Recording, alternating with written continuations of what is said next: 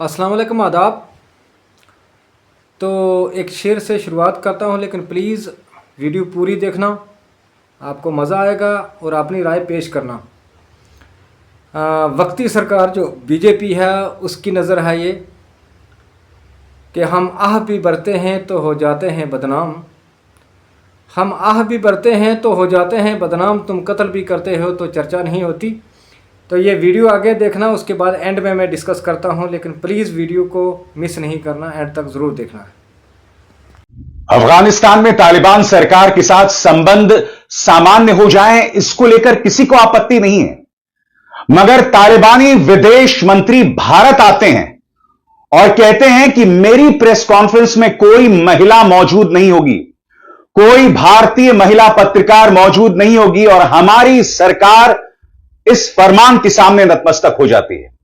जी हां दोस्तों, कल जो हुआ वो निहायत ही शॉकिंग था।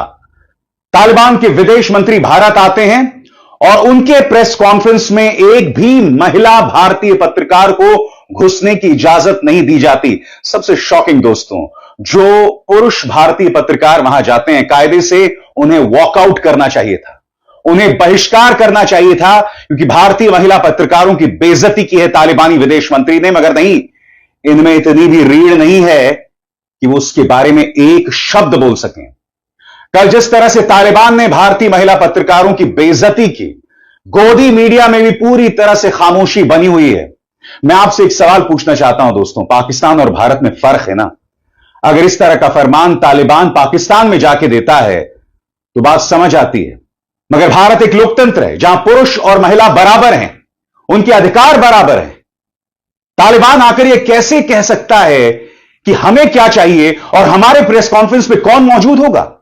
और सबसे बड़ी बात किया गया, योगी खुद तालिबान के खिलाफ बड़ी लंबी लंबी बातें कर चुके हैं। तालिबान का समर्थन का मतलब मानवता विरोधी शक्तियों को समर्थन देना, बुद्ध के शांति और मैत्री के संदेश को रोकने की साजिश का हिस्सा है तालिबान का समर्थन करना। महिलाओं और बच्चों के विरोध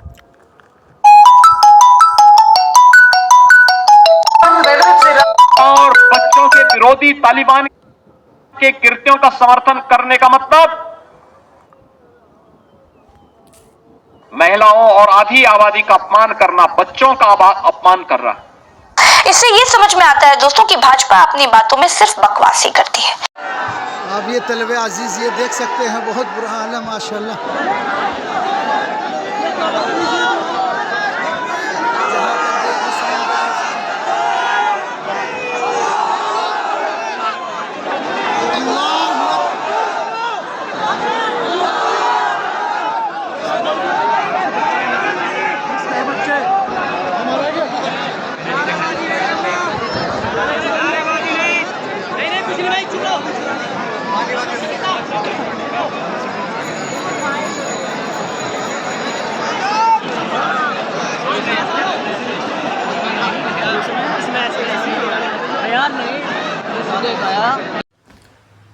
तो खैर वीडियो आपने देख ली। एक वीडियो जो मदरसे की है उसमें जो तालिबान का वफ़द आया हुआ था, वज़ीर ख़ारजा आया हुआ था, तो उनके जश्न में जो जमे गफ़ीर था देवबंद मदरसा के अंदर,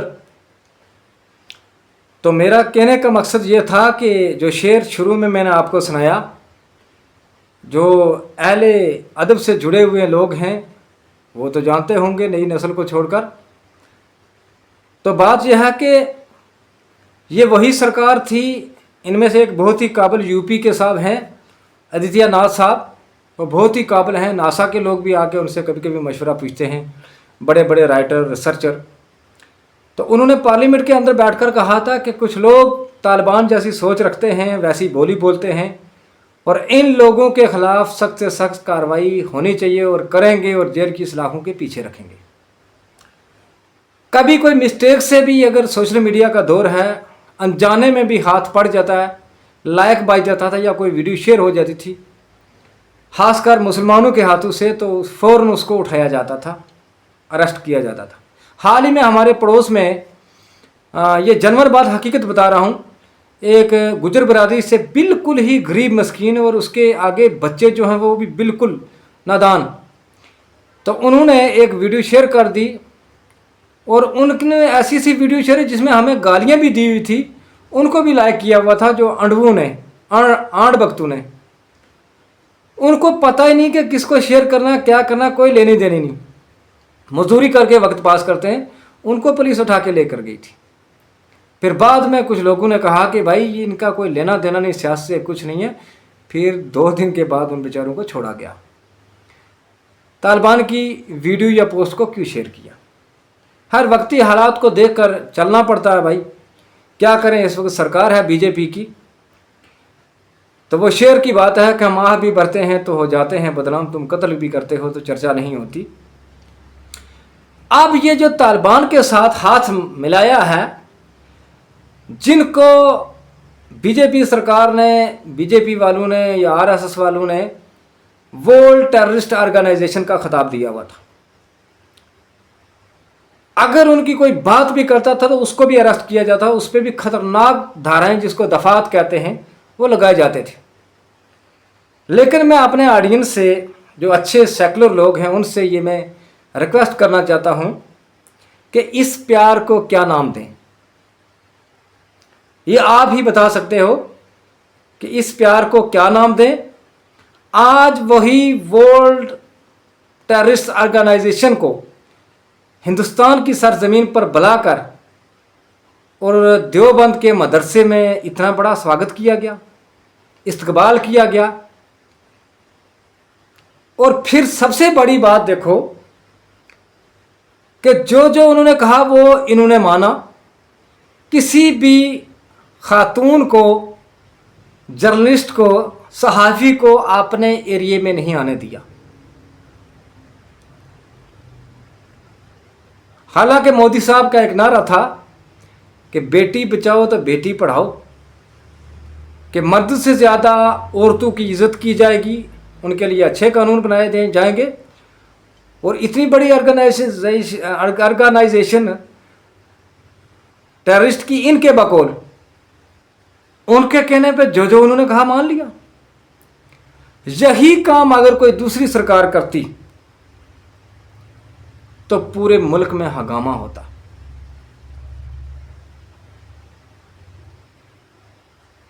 ये एकदम में हालात बदल गए, जज्बात बदल गए, सोच बदल गई। तो आदित्यनाथ साहब की आपने वीडियो अभी देख ली है कि तालिबान सोच रखने वाले, हम ये कर देंगे।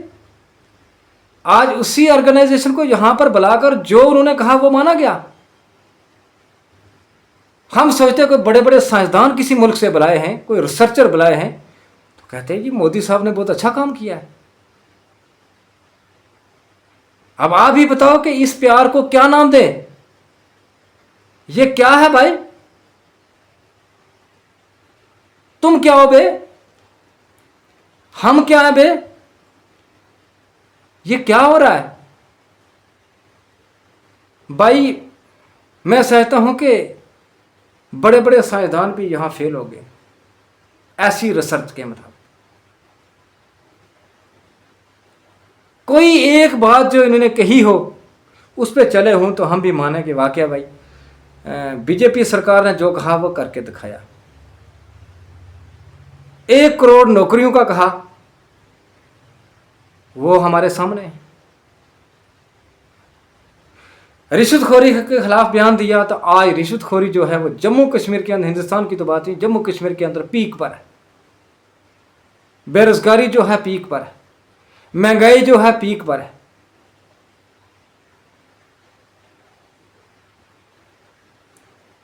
लेकिन याद रखना, जालिम की भी एक रात होती है और मजलूम की भी एक सुबह होती है।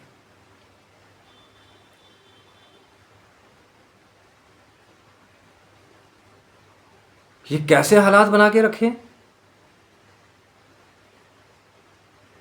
जिनकी अगर कोई पोस्ट भी लाइक करता था या शेयर करता था, उनको जेल की सलाखों में बंद किया जाता था।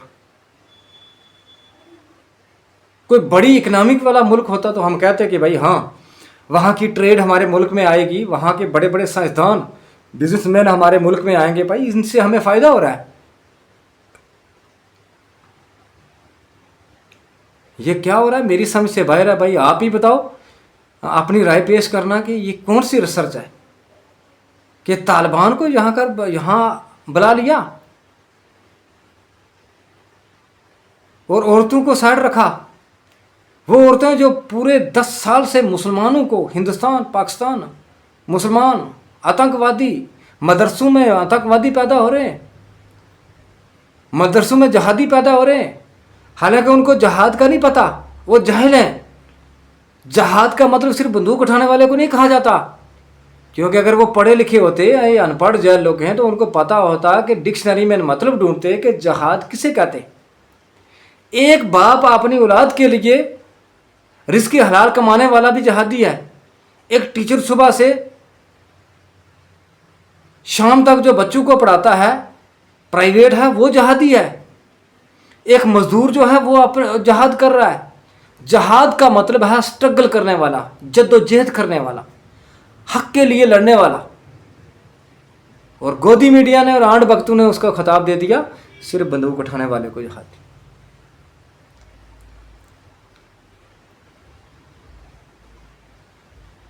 खैर, ज़्यादा क्या कहूँ, वीडियो को लाइक कर देना, शेयर कर देना और प्लीज़ मेरे पेज को फॉलो कर देना।